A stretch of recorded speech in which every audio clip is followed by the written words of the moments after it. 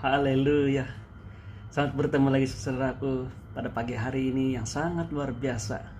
Hari Minggu, hari Ahad sempena kita merayakan Paskah, hari kebangkitan Tuhan Yesus Kristus. Wah, luar biasa. Saya sangat excited pada pagi hari untuk mau mengkongsikan firman Tuhan. Nah, sebelum kita mulai, mari kita berdoa. Saya pimpin kita dalam doa. Mari tunduk kepala semua.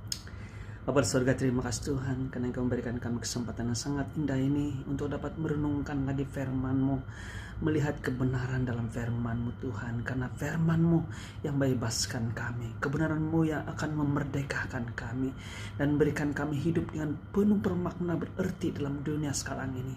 Terima kasih pada surga berbicara di hati kami, nyatakan kebenaran firman-Mu Bapa, nyatakan isi hati-Mu kepada kami. Kami siap menerima firman-Mu, dalam nama Yesus kami berdoa. Amin. Haleluya. Saudaraku, mari kita lihat firman Tuhan pada pagi hari ini, yaitu yang terdapat dalam 1 Petrus pasal 1 ayat 3 sampai ayat yang keempat. Dua ayat ini luar biasa. Firman Tuhan berbunyi seperti ini. Terpujilah Allah dan Bapa Tuhan kita Yesus Kristus, yang karena rahmat-Nya yang besar telah melahirkan kita kembali oleh kebangkitan Yesus Kristus dari antara orang mati kepada suatu hidup yang penuh pengharapan. Ayat yang keempat, untuk menerima satu bahagian yang tidak dapat binasa, yang tidak dapat cemar, dan yang tidak dapat layu, yang tersimpan di sorga bagi kamu. Saudara, firman Tuhan ini sangat-sangat indah maknanya, memberi pengertian kepada Anda dan saya bahwa kita memiliki sesuatu yang sangat luar biasa. Firman Tuhan mengatakan bahagian yang tidak binasa, tidak dapat binasa, yang tidak dapat cemar, tidak dapat layu, yang tersimpan bagi kamu, tersimpan di sorga bagi kamu. Saudaraku, maksudnya satu bahagian yang kita perolehi, kita miliki, kita terima oleh karena apa yang Yesus telah lakukan. Firman Tuhan mengatakan yang telah melahirkan kita kembali oleh kebangkitan Kristus Yesus dari antara orang mati kepada suatu hidup yang penuh pengharapan. Saudaraku, message firman Tuhan pada hari ini saya ingin sampaikan adalah apa yang telah Bapa di sorga anugerahkan kepada Anda dan saya, berikan kepada saya, kepada kita, berikan kepada orang-orang percaya oleh karena hal ini, yaitu kebangkitan Kristus dari antara orang mati. Ini luar biasa. Dan ini semua Bapa di sorga lakukan kepada Anda dan saya oleh karena rahmat-Nya yang besar, anugerah-Nya yang besar, kasih karunia yang besar, grace yang Tuhan berikan pada Anda dan saya. Saudaraku, sangat-sangat luar biasa karena kebangkitan Kristus ini memberi pengertian kepada Anda dan saya bahwa kita adalah orang-orang yang sebagai penerima benefits, menerima faedah daripada apa yang Yesus telah lalui dalam peristiwa Paskah sebagai domba korban bagi Anda dan saya. Yesus mati di kayu salib dan selama 3 hari Dia berada di perut bumi dan Dia dibangkitkan pada hari yang ketiga. Kita paham apa yang Tuhan Yesus katakan kepada Nikodemus ketika dia bertemu dengan Yesus secara diam-diam. Dia katakan, jikalau seorang tidak dilahirkan kembali, dia tidak layak atau tidak dapat masuk dalam kerajaan sorga. Saudara, inilah message firman Tuhan yang saya ingin sampaikan pada hari ini, bahwa kita telah dilahirkan kembali oleh karena kebangkitan Kristus Yesus. Dalam 1 Petrus pasal 1 ayat 3, firman Tuhan mengatakan, terpujilah Allah dan Bapa Tuhan kita Yesus Kristus, yang karena rahmat-Nya yang besar telah melahirkan kita kembali.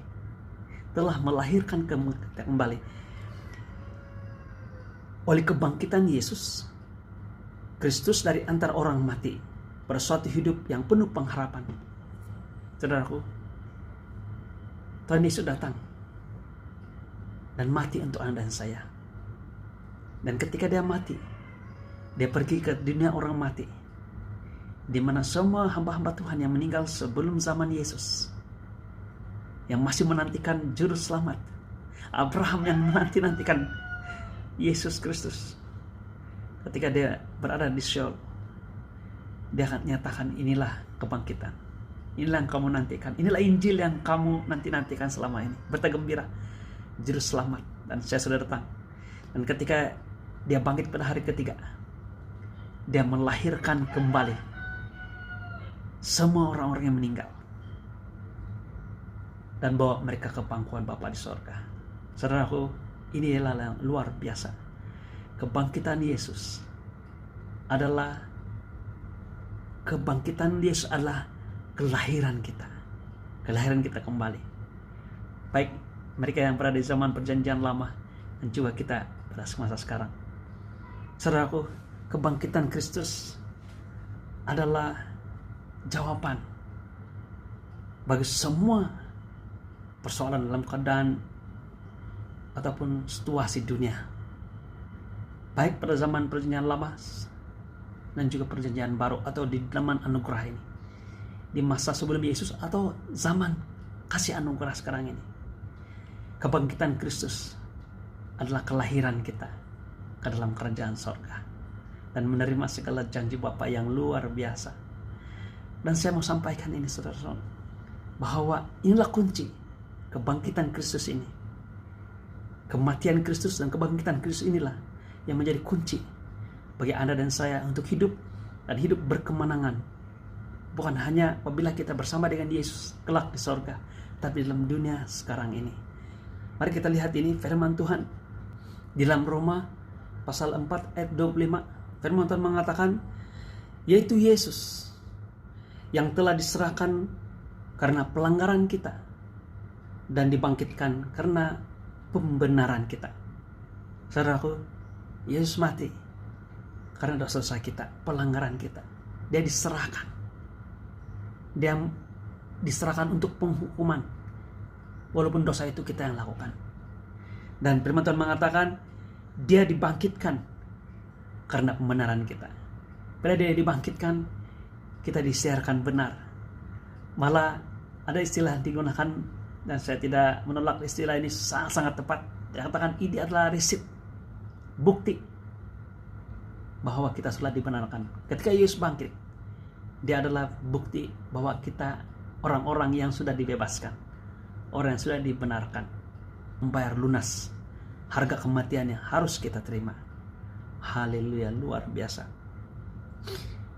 Saudaraku, dalam Roma pasal yang ke-6 ayat yang ketiga, firman Tuhan mengatakan, atau tidak tahukah kamu bahwa kita semua telah dibaptis dalam Kristus dan telah dibaptis dalam kematiannya. Ketika kita melalui proses pembaptisan sebagai orang percaya, kita dimasukkan dalam air. Ada banyak cara orang membaptis,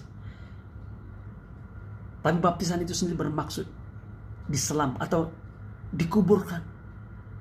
Bila kita dibaptis, ketika kita percaya dan menerima Yesus Kristus, kita melalui proses pembaptisan, kita mengistiharkan bahwa kita turut mati bersama dengan Kristus. Dalam Roma pasal 6 ayat berikutnya, pasal 4 ayat 4, dia katakan bahwa dengan demikian kita telah dikuburkan bersama-sama dengan dia oleh baptisan dalam kematian, supaya sama seperti Kristus telah dibangkitkan dari antara orang mati oleh kemuliaan Bapa, demikian juga kita akan hidup dalam hidup yang baru. Saudaraku, kebangkitan Kristus adalah kebangkitan kita juga. Demikian juga kata firman Tuhan bahwa supaya sama seperti Kristus telah dibangkitkan dari antara orang mati oleh kemuliaan Bapa, demikian juga kita akan hidup dalam hidup yang baru. Hidup yang baru maksudnya kita hidup dalam the new life. Kita lahir baru. So, mengapa kita paham apabila Paulus mengatakan kepada Nikodemus, kalau kita tidak dilahirkan kembali, kita tidak akan masuk dalam kerajaan sorga. Cuma Nikodemus salah paham. Dia katakan, bagaimana boleh masuk dalam rahim ibu lagi?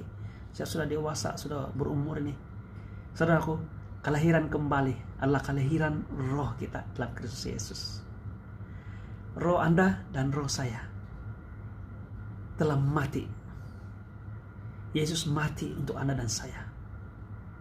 Dan ketika dia bangkit, roh Anda dan roh saya bersama roh Kristus, malah saya katakan bersama tubuh Kristus, dibangkitkan Karena firman Tuhan mengatakan ketika kita berada di surga bersama dengan Dia, kita akan diberikan dengan tubuh yang baru. Tubuh yang fana ini gantikan dengan tubuh yang baru. Nah, orang yang meninggal tubuhnya hancur ataupun bersatu dengan bumi, tapi rohnya akan bangkit. Dan ketika dia bangkit, dia akan diberikan tubuh baru. Dan demikian juga Anda dan saya, jika Tuhan Yesus datang pada hari ini dan kita terangkat tanpa melalui kematian, tapi terangkat kepada Dia, di awang-awangan tubuh kita yang fana ini akan bertukar menjadi tubuh yang tidak fana. Saudaraku, inilah kelahiran kembali. Kita lahir baru karena kebangkitan Yesus Kristus. Saudaraku, saya mau tutup dengan ayat ini. Sangat luar biasa. Yaitu dalam ayat yang ke-14, Roma 6 ayat yang ke-14. Firman Tuhan mengatakan begini, sebab kamu tidak akan dikuasai lagi oleh dosa, karena kamu tidak lagi berada di bawah hukum Taurat, tapi di bawah kasih karunia. Saudaraku, banyak orang tidak paham apakah maksud firman Tuhan ini. Dia katakan kamu tidak lagi dikuasai, kamu tidak akan dikuasai lagi oleh dosa, karena kamu tidak berada di bawah hukum Taurat, tapi di bawah kasih karunia. Maksudnya ialah apabila kita hidup di bawah hukum Taurat, kita masih dikuasai oleh dosa. Kita dikongkong oleh ketetapan-ketetapan, perintah-perintah untuk kita melakukan ataupun mengelak daripada melakukan. Baru kita disiarkan benar. Tapi ternyata apabila ada hanya ketetapan-ketetapan seperti itu hanyalah menjadi pemangkin kepada daging kita untuk melakukan dan melakukan dan ataupun tidak melakukan apa yang diperintahkan oleh Tuhan. Ini yang banyak orang-orang tidak paham. Tapi sebenarnya dari segi psikologi atau dari segi kajian tingkah laku, manusia cenderung untuk melakukan hal-hal yang dilarang. Ada satu keadaan situasi di sebuah perumahan, semua dinding rumah di kawasan tersebut dibuat dari belah kaca. Ada sekumpulan anak-anak sedang melalui jalan di tepi jalan di perumahan tersebut. Mereka tahu selama ini ada rumah berdinding kaca di sekeliling mereka, tapi mereka tidak ada hati untuk mau menghumban atau memecahkan cermin tersebut. Tapi tiba-tiba di satu rumah ditulis satu pernyataan. Dia katakan begini, jangan dihumban dengan batu, nanti pecah. Jangan dihumban ataupun dilarang menghumban ataupun memecahkan cermin kaca ini. Begitu kanak-kanak ataupun sekumpulan kanak-kanak ini melihat peraturan tersebut, mereka teruja. Wah, tanpa pikir mereka sudah mulai mengambil batu dan menghumban. Saudaraku, ini hukum Taurat. Kita tahu hukum Taurat bukan untuk membenarkan kita. Hukum Taurat hanyalah untuk menyadarkan kita bahwa kita adalah pelanggar-pelanggar hukum. Sehingga kita insaf, kita perlukan juru selamat untuk diselamatkan dan masuk dalam kerjaan surga. Saudaraku, firman Tuhan mengatakan dalam Roma pasal yang ke-6 ayat yang ke-5, dia katakan bahwa sebab jika kita telah menjadi satu dengan apa yang sama dengan kematiannya, kita juga akan menjadi satu dengan apa yang sama dengan kebangkitannya. Penekanan Paulus adalah sama dengan Kristus. Dia katakan sama seperti kematian. Jika kita sama dengan kematiannya, maka kita juga sama dengan apa yang berlaku dalam kebangkitannya. Karena itu, ayat yang 6, karena kita tahu bahwa manusia lama kita telah turut disalibkan, supaya tubuh dosa kita hilang kuasanya, agar jangan kita menghambakan diri lagi kepada dosa. Yang ke-7, sebab siapa yang telah mati, ia telah bebas dari dosa. Dan jika kita telah mati dengan Kristus, kita percaya bahwa kita akan hidup juga dengan Dia. Karena kita tahu bahwa Kristus sesudah Ia bangkit dari antara orang mati, Ia tidak mati lagi. Maut tidak berkuasa lagi atas Dia. Saudara, saya mau kita lihat ini bahwa maut tidak berkuasa atas kita lagi. Dosa tidak berkuasa lagi atas kita. Sebab kematiannya adalah kematian terhadap dosa satu kali untuk selama-lamanya, dan kehidupannya adalah kehidupan bagi Allah. Demikianlah hendaknya kamu memandangnya, ayat 11, bahwa kamu telah mati bagi dosa. Ini cara kita pandang. kebangkitan Kristus. Oleh karena kebangkitan Kristus, kita harus pandang ini dengan cara yang dia katakan bahwa kamu telah mati bagi dosa, tetapi kamu hidup bagi Allah dalam Kristus Yesus. Ayat 12 dia katakan, sebab itu hendaklah dosa jangan berkuasa lagi dalam tubuhmu yang fana, supaya kamu jangan lagi menuruti keinginannya. Dan janganlah kamu menyerahkan anggota-anggota tubuhmu kepada dosa untuk dipakai sebagai senjata kelaliman, tapi serahkanlah dirimu kepada Allah sebagai orang-orang yang dahulu mati, tapi yang sekarang hidup, dan serahkanlah anggota-anggota tubuhmu kepada Allah untuk menjadi senjata-senjata kebenaran. Luar biasa. Dan mengapa ayat 14 dia katakan begini? Sebab kamu tidak akan dikuasai lagi oleh dosa, karena kamu tidak berada di bawah hukum Taurat, tapi di bawah kasih karunia. Saudaraku, rahasia untuk Anda dan saya mengalami hidup dan hidup berkemenangan adalah bila kita hidup dan hidup di bawah kasih karunia, di bawah kasih anugerah Tuhan, bahwa kita telah mati bersama Kristus. Dan bila kita sudah mati, tubuh kita tidak lagi dikuasai oleh dosa, karena hanya tubuh yang masih hidup ini yang dikuasai oleh dosa.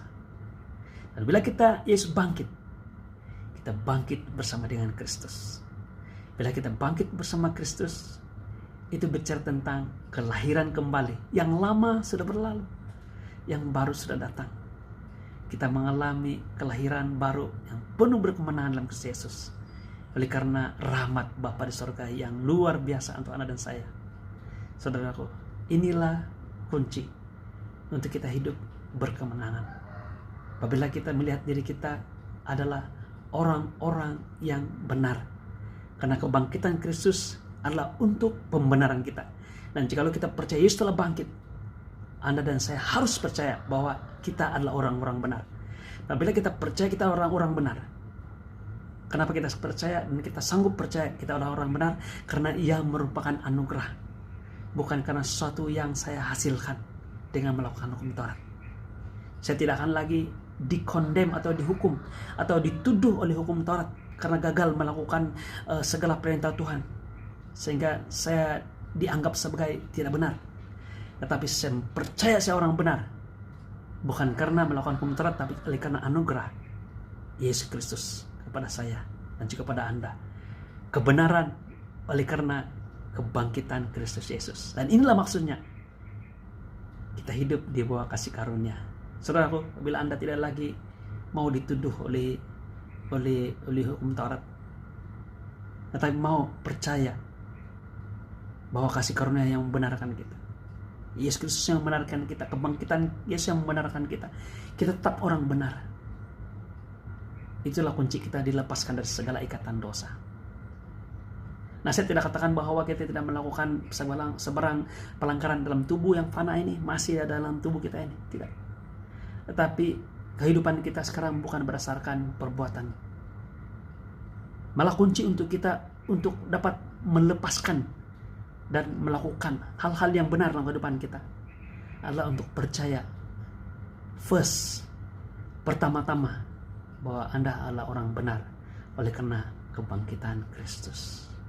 Haleluya. Saudaraku, ini misi firman Tuhan untuk Anda dan saya pada pagi hari ini. Inilah kuasa kebangkitan Yesus Kristus. Firman Tuhan mengatakan kelahiran kembali yang kita miliki. Bila kita lahirkan kembali, yang lama sudah berlalu. Tubuh yang penuh dengan dosa, kehidupan yang penuh dengan dosa sudah mati dalam Kristus Yesus. Yesus telah menerima penghukuman tersebut, membayarnya lunas, dan dia bangkit karena dia telah membayar harga yang mahal itu untuk Anda dan saya. Dan ketika dia bangkit, itu adalah untuk pembenaran Anda dan saya. Dan rahasia untuk kita tidak dikuasai lagi dosa, seperti dalam ayat 14 yang dia katakan, sebab kamu tidak akan dikuasai lagi oleh dosa. Ketika Paulus mengatakan ini, dia mengatakan dengan iman. Dia tidak katakan kamu tidak akan dikuasai lagi dosa, kecuali kamu ini dan itu, tidak. Dia katakan kamu tidak lagi dikuasai oleh dosa, karena kamu tidak berada di bawah hukum Taurat, di bawah tuntutan hukum Taurat untuk melakukan perintah Tuhan supaya dibenarkan. Tetapi dia katakan karena kamu hidup di bawah kasih karunia. Wah, luar biasa. Kebangkitan Kristus adalah anugerah. Kebangkitan Kristus adalah kasih karunia. Kebangkitan Kristus adalah lahir kembali. Kebangkitan Kristus adalah pembenaran. Dan kebangkitan Kristus adalah kemenangan kita atas dosa. Haleluya. Kemuliaan hanya bagi Bapa di sorga. Mari kita berdoa. Bersyukur, terima kasih Tuhan, hamba-Mu selesai di sini. Tapi saya percaya Engkau terus berbicara dan memberikan hikmat dan pewahyuan kepada hamba-hamba, anak-anak Tuhan yang mendengar dan melihat firman Tuhan ini melalui video, melihat kebenaran Tuhan yang sepenuhnya, sehingga dapat menanggapi dan menerima hikmat daripada Tuhan. Dan kebenaran yang mereka terima, kami terima, itu memerdekakan kami, sehingga kami benar-benar bebas dan memiliki dan meraih kehidupan kami yang penuh dengan pembebasan, penuh kemerdekaan ini oleh karena kebangkitan Kristus bagi kami. Kemuliaan hanya bagi Bapa di sorga. Terima kasih Tuhan. Dalam nama Yesus kami berdoa. Amin. Saudaraku, sampai kita bertemu lagi. Tuhan memberkati kita. Tuhan menyediakan segala sesuatu yang kita perlukan dalam kehidupan kita. Malah firman Tuhan mengatakan kita siap menerima segala sesuatu yang indah, yang baik, yang luar biasa, yang sudah Tuhan siapkan bagi kita oleh karena kebangkitan Kristus. Haleluya. Sampai bertemu lagi. Kemurahan Tuhan, kasih karunia Tuhan, damai sejahtera Tuhan beserta dengan kita dari sekarang sampai Maranatha Tuhan datang. Amin.